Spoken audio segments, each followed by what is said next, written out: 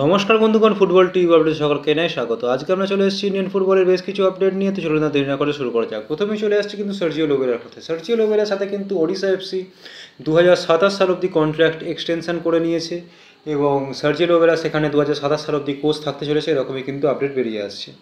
এরপর চলে আসছে আনোয়ার আলীর কথা। আনোয়ার আলী কিন্তু পিএসসি অর্থাৎ প্লেয়ার স্ট্যাটাস কমিটির দ্বারস্থ হয়েছে। এতদিন অবধি সে আশা রেখেছিল যে মোহনবাগান তাকে পার্মানেন্ট ডিলে কিন্তু সাইন করাবে, কিন্তু যখন মোহনবাগান সেটা করছে না, তো আনোয়ার আলী তার যে এই মুহূর্তে যে স্ট্যাটাস রয়েছে সেটা নিয়ে কিন্তু প্লেয়ার স্ট্যাটাস কমিটি, যেটা এআইএফএফ এর কমিটি, সেখানে কিন্তু দ্বারস্থ হয়েছে এবং তারা যে ভার্ডিক্ট দেবে বা ডিসিশন নেবে সেটাই কিন্তু আনোয়ার আলীর জন্য নির্ধারিত হবে। অর্থাৎ তার উপর নির্ধারণ করেই কিন্তু আনোয়ার আলীর ভবিষ্যৎ দাঁড়িয়ে আছে।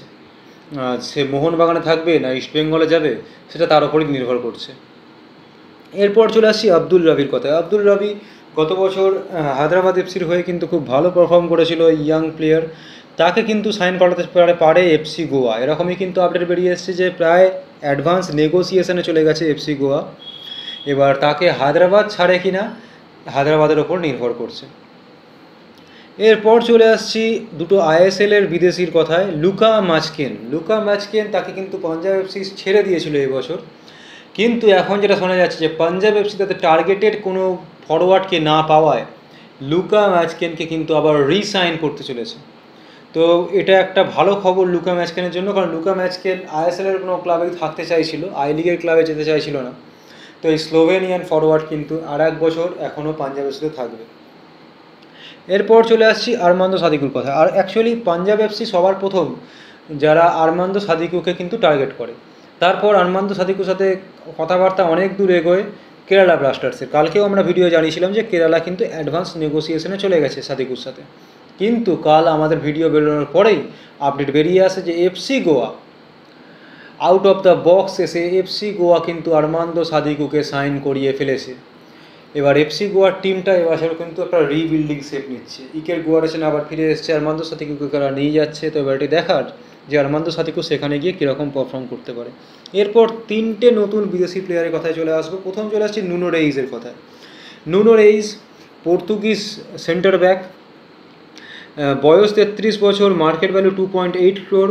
পর্তুগালের টপ ক্লাব স্পোর্টিং ক্লুব দি পর্তুগাল, যেখান থেকে রোনাল্ডোর জীবন শুরু হয়েছিল, সেই ক্লাবে খেলেছে। এছাড়াও সার্কেল ব্রুজ, গ্রিসের ক্লাব পানাথিয়ানাইকস, সেই সমস্ত ক্লাবে খেলে লাস্ট খেলছিল কিন্তু অস্ট্রেলিয়ান ক্লাব মেলবোর্ন সিটি এফসিতে।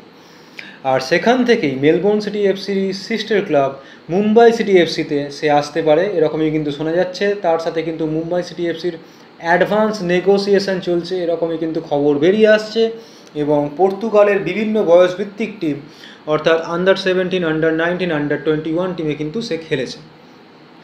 তো এবার এটি দেখার আলটিমেটলি নুনো রেইস মুম্বাইতে আসে কিনা। এরপর চলে আসছি কেরালা ব্লাস্টার্সের আপডেটে। দুটো বিদেশির কথা বলবো। প্রথমে চলে আসছি মিলোস ভ্রানজানিনের কথায়। এই আপডেটটা কিন্তু ঠোস আপডেট, কারণ কেরালা একটা ইউরোপিয়ান ডিফেন্ডারকে সাইন করিয়েছে, এরকম কিন্তু আপডেট বেরিয়ে এসছে। নামটা বেরিয়ে আসছিল না, এখন একটা সোর্স থেকে নামটা বেরিয়ে এসছে। নামটা কতটা সত্যি সেটা তো সময় বলবে। এবার এই মিলোস ভ্রানজানিনকে নিয়ে একটু কথা বলে দিই।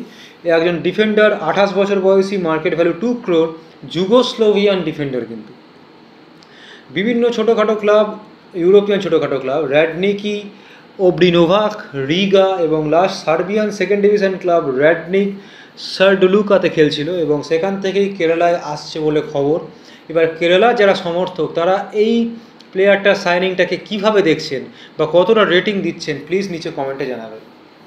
আর লাস্ট জুর্গেন লোকাডিয়া কেরালাতেই আসছে বলে খবর। এটা কিন্তু একটা বড় প্লেয়ার। এই প্লেয়ারটা ডাচ প্লেয়ার, নেদারল্যান্ডের প্লেয়ার, একজন স্ট্রাইকার, যাকে কিন্তু কেরালা নিয়ে আসছে ডায়মন্ড টাকোসের জায়গায়, এরকমই কিন্তু খবর বেরিয়ে আসছে। এবার কেরালার যে অ্যাটাকিং জোনে যে বিদেশি বাছাইটা হয়, মানে যেটা ক্যারোলিস কিনকিস করেন, সেটা কিন্তু মানে সত্যি খুবই ভালো হয়।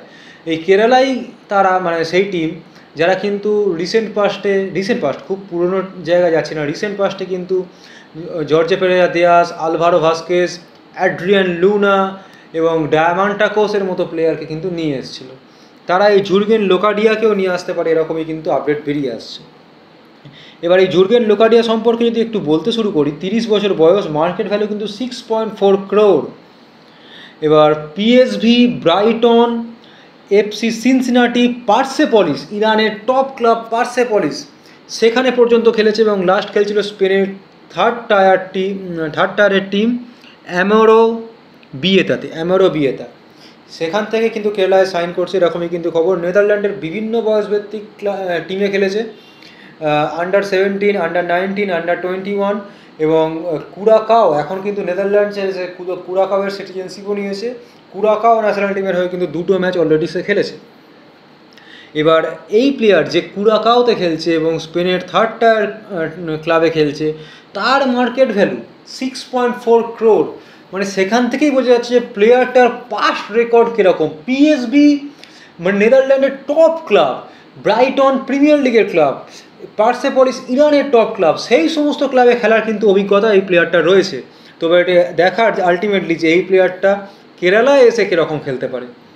তো আজকের ভিডিও ছিল এইটুকুই। ভিডিও ভালো লাগলে ভিডিওকে লাইক করুন, শেয়ার করুন, চ্যানেলটিকে অবশ্যই সাবস্ক্রাইব করুন যাতে এরকম ভিডিও আপনারা আরও দেখতে পারেন। তো আজকের জন্য গুড বাই।